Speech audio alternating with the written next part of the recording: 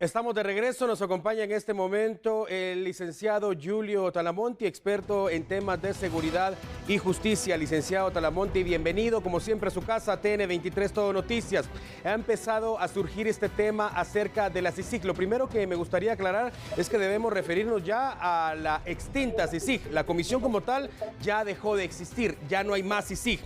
Algo muy importante también, existe una cláusula en que a los comisionados, las personas que estuvieron al frente de esta comisión, se les otorgó inmunidad durante, estuvieron a cargo o al frente de esa comisión y después, es decir, nadie en teoría puede cuestionar en este momento el trabajo que hizo, por ejemplo, Carlos Castresana, Francisco Dalanese y en su momento también Iván Velázquez. Ahora la pregunta y el tema va enfocado básicamente a la rendición de cuentas. ¿Puede y debe la extinta CICIG rendir esas cuentas al pueblo de Guatemala para saber en qué invirtieron todo el dinero que recibieron?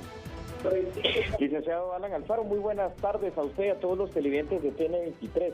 Definitivamente que algo que debería ser lógico, obvio, ético y hasta moral es el hecho de que Naciones Unidas, ¿verdad?, que es el ente primario de donde se desprende la Comisión Internacional contra la Impunidad CICIG, pueda rendir cuentas no solo al pueblo de Guatemala, que por supuesto que lo debe, sino que inclusive a todos aquellos países que de una u otra manera apoyaron el funcionamiento de la CICIG con técnicos, con expertos, con personal, con equipo y, por qué no decirlo, con los miles de millones de dólares que costó a lo largo de los 12 años de funcionamiento la Comisión Internacional contra la Impunidad en Guatemala, CICIG.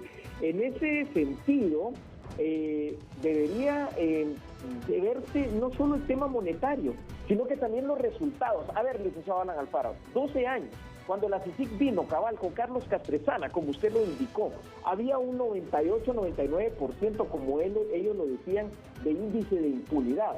Pero actualmente, cuando vemos las estadísticas judiciales, nos percatamos de que existe una impunidad todavía del 95-96%. Entonces, realmente la función principal para la que vino acá la CICIG, pues termina siendo definitivamente un fracaso en ese sentido.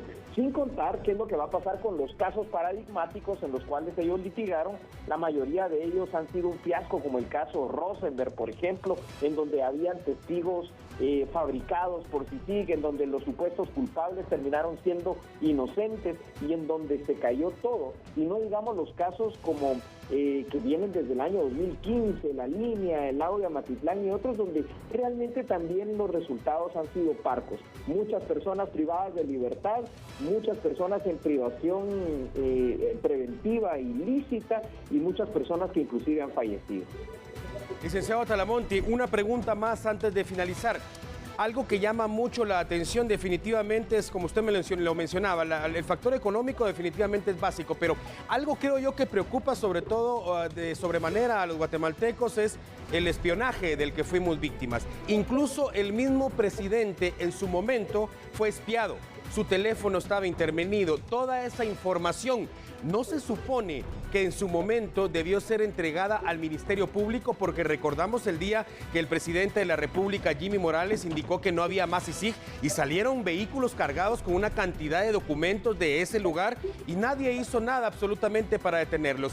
Si vinieron a Guatemala, realizaron el trabajo en nuestro país, escucharon a los guatemaltecos, toda esa información no debía quedarse en Guatemala, porque ¿dónde está en este momento? ¿Para qué va a servir? El Estado guatemalteco debería solicitar esa información. Definitivamente, licenciado Alan Alfaro, sabemos que la CICIG tiene luces y tiene sombras, y dentro de esas sombras hay muchísimas. Primero, cuando intervino políticamente, por ejemplo, en el Congreso de la República, queriendo promover lo que eran las reformas constitucionales. Luego, el fiasco que nos dimos cuenta todos durante este año en el proceso electoral de las reformas a la ley electoral y de partidos políticos propuestas por CICIG y avaladas por el Tribunal Supremo Electoral y obviamente por el Congreso de la República en el año 2016. Pero fuera de ello también todos los casos, toda la información, toda la inteligencia, todos los datos sensibles, supuestamente según el convenio de cooperación entre Guatemala y Naciones Unidas, todo eso dice que es parte del traslado, en teoría, ¿verdad?, de las capacidades al Estado guatemalteco, precisamente a través de la institución que trabajó de la mano con CICIG, que fue el Ministerio Público. El problema acá, como usted bien lo dice, ahora a quién se le rinde cuentas, ahora a quién quién se le piden estas cuentas cuando los funcionarios de CICIG se llevaron bajo su poder? Vaya usted a saber cualquier cantidad de información. Eso nos debe servir para aprender algo a los guatemaltecos. Probablemente nunca tendremos esa información a disposición, probablemente nunca los archivos secretos de CICIG, los espionajes telefónicos y las cosas oscuras más todavía nunca se sabrán, pero la gran lección aprendida es que la justicia en Guatemala, la lucha contra la corrupción y la lucha contra la impunidad debe ser tema de los guatemaltecos, prioridad de los guatemaltecos y únicamente trabajado por guatemaltecos.